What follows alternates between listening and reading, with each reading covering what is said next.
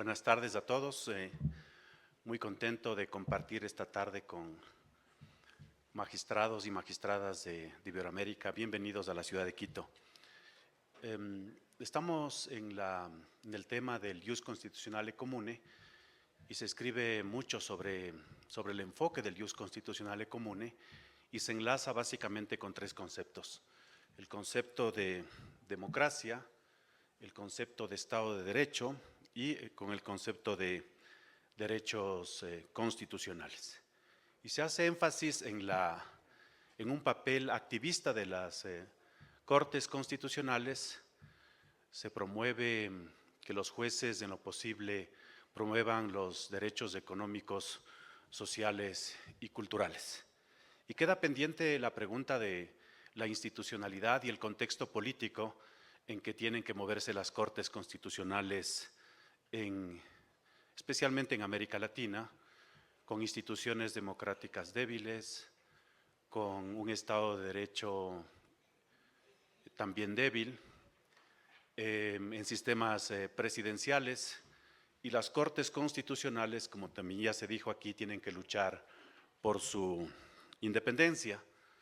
Y yo les quería compartir una experiencia de la Corte Constitucional ecuatoriana que tiene que ver con el control de una potestad legislativa extraordinaria del presidente de la República que tiene dos finalidades. Una, resaltar de algo que estamos orgullosos en la Corte Constitucional ecuatoriana, que es el método de deliberación. Y segundo, es un buen ejemplo de cómo la Corte intenta mantener su independencia bajo un presidencialismo fuerte que caracteriza a la región. Esta historia empieza con la Constitución aprobada en el 2008, que introduce dos mecanismos novedosos en el constitucionalismo ecuatoriano.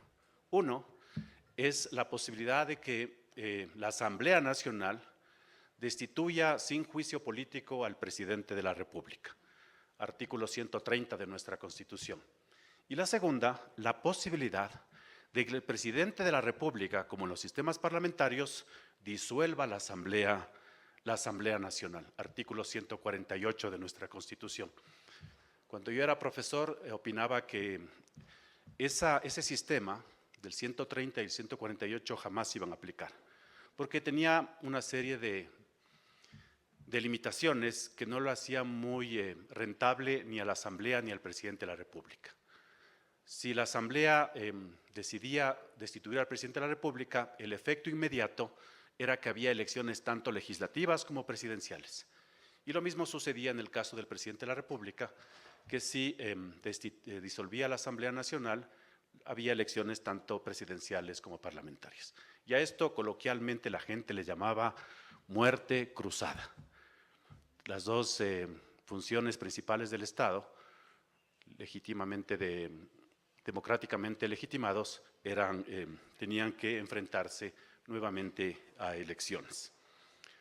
El presidente de la República, después de que se inició un juicio político en la Asamblea Nacional, decidió aplicar el artículo 148 de la Constitución y disolvió la Asamblea Nacional por primera vez en toda nuestra historia constitucional. Y ese mismo artículo 148 decía que una vez disuelta la Asamblea Nacional, hasta que se realicen las nuevas elecciones y se posesione el nuevo presidente, el presidente de la República podía dictar decretos, leyes de urgencia económica, previo dictamen de la Corte Constitucional. Y el legislador, en la Ley Orgánica de Garantías Jurisdiccionales y Control Constitucional, olvidó hacer un desarrollo legal sobre esta competencia. El presidente de la República envió a la Corte Constitucional desde junio a octubre del 2023 7 proyectos de urgencia económica. Cuando nos enfrentamos al primer proyecto, hubo un debate intenso, no siempre unánime, sobre cómo debía verse y hacerse ese control previo de constitucionalidad. Y se concluyó de que esa facultad extraordinaria del presidente de la República en el artículo 148 debía ser realmente extraordinaria. Es decir, que debían haber una serie de circunstancias que justifiquen activar esa facultad legislativa en ausencia de la Asamblea Nacional. Y la Corte concluyó que había que considerar una serie de criterios a verificar en cada decreto de urgencia económica del presidente de la República. Primero, obviamente, que el decreto trate de alguna materia económica. Nuestra Constitución es muy generosa al calificar un tema de económico, así que no era muy difícil. Prácticamente todos los decretos pasaron este estándar. Segundo, algo que se desarrolló en el debate fue el criterio de urgencia. Si esta facultad legislativa tenía que ser realmente especial, con el fin de preservar, así dijo la Corte, la separación de poderes y el debate democrático que está asegurado en el procedimiento legislativo. Y la Corte también dijo que no podía ser el mecanismo de disolución de la Asamblea Nacional un mecanismo para que el gobierno, en ausencia de la Asamblea Nacional, ejecute su plan de gobierno que no lo pudo ejecutar. Así que el criterio de urgencia era importante. Y este criterio de urgencia se justificaba primero en 3 parámetros. Primero, en un hecho habilitante, en alguna circunstancia apremiante que le mueva al presidente de la República y justifique activar este mecanismo constitucional. Segundo, una conexidad plausible en la respuesta normativa. Es decir, lo que desarrollaba el presidente de la República en los decretos ejecutivos tenían conexidad con la situación apremiante que se intentaba resolver. Y tercero, que era un criterio también muy exigente, que tenía que ser de efectos inmediatos. Y tenían que ser tan inmediatos que no se podía esperar a que se instale la nueva Asamblea Nacional, que duró 6 meses entre la elección y posesión de la nueva Asamblea y el nuevo presidente de la República. En los 7 decretos, voy a resumir muy brevemente, de manera simplificada. El primer decreto, el 123 UE, proponía unos beneficios fiscales de impuestos a las familias ecuatorianas con el argumento de que eso iba a activar la economía. La Corte Constitucional verificó que cumplía con todos los requisitos que acabo de resumir: materia económica, había una circunstancia apremiante, había conexidad plausible e inmediatez. Así que el primer decreto fue dictaminado favorablemente. El segundo se refería, en cambio, a una ley sobre inversiones y se tenía básicamente como planificado instalar zonas francas en el Ecuador. Y en el mismo proyecto se decía que había una cláusula de imprescriptibilidad de 20 años de las reglas sobre estas zonas francas. Así que la Corte dijo básicamente que eso no era inmediato y por lo tanto no superó el estándar, los criterios establecidos por esta Corte Constitucional. Así que el segundo dictamen fue desfavorable para el presidente de la República. El tercero se refería a unos créditos educativos. Sonaba muy bien. Hay muchos ecuatorianos que fueron a estudiar en el exterior y tenían créditos impagos con el Estado y se proponía hacer una serie de reformas para condonar algunas deudas y reorganizar los créditos. La Corte Constitucional dijo que esto no era una materia urgente, le dijo al presidente de la República que él ya había intentado mediante otros proyectos de ley hacer esta reforma y en esas ocasiones no las había calificado de urgentes, así que el segundo dictamen fue desfavorable. El cuarto dictamen tenía que ver con la reestructuración empresarial. Básicamente, algunas empresas se estaban liquidando y el presidente de la República argumentaba que era necesario, para reactivar la economía, hacer una serie de reformas sobre la liquidación de estas empresas. La Corte Constitucional dictaminó desfavorablemente a este tercer dictamen.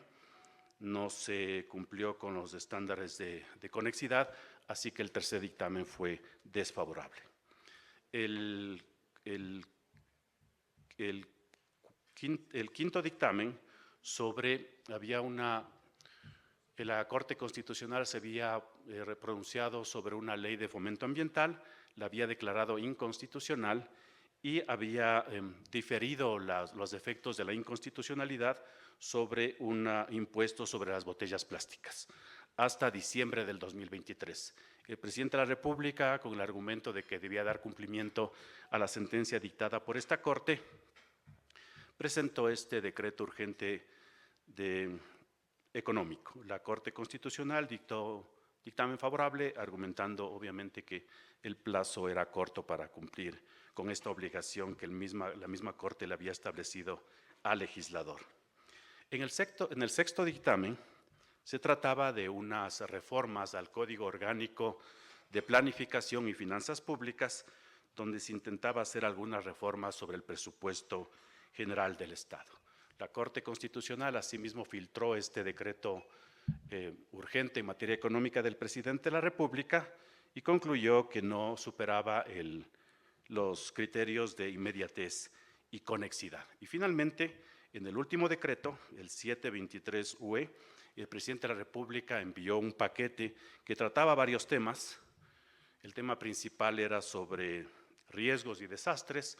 El argumento principal era que se acercaba el fenómeno del Niño en el Ecuador, que causa inundaciones y desastres, pero además incluía una disposición que otorgaba terrenos a las camaroneras en el Ecuador. Este dictamen fue solamente parcial. La Corte concluyó que la mayoría de estas disposiciones superaban los estándares de circunstancia apremiante, conexidad plausible e inmediatez, pero algunas en el análisis material no superaron el dictamen de la Corte Constitucional. Estos son los 7 dictámenes. Yo lo que quería resaltar es lo difícil que es para las Cortes Constitucionales mantener su independencia frente a los poderes del Estado. Es un trabajo siempre constante y creo que estos diálogos son importantes para intercambiar nuestras experiencias en esta materia. Muchas gracias.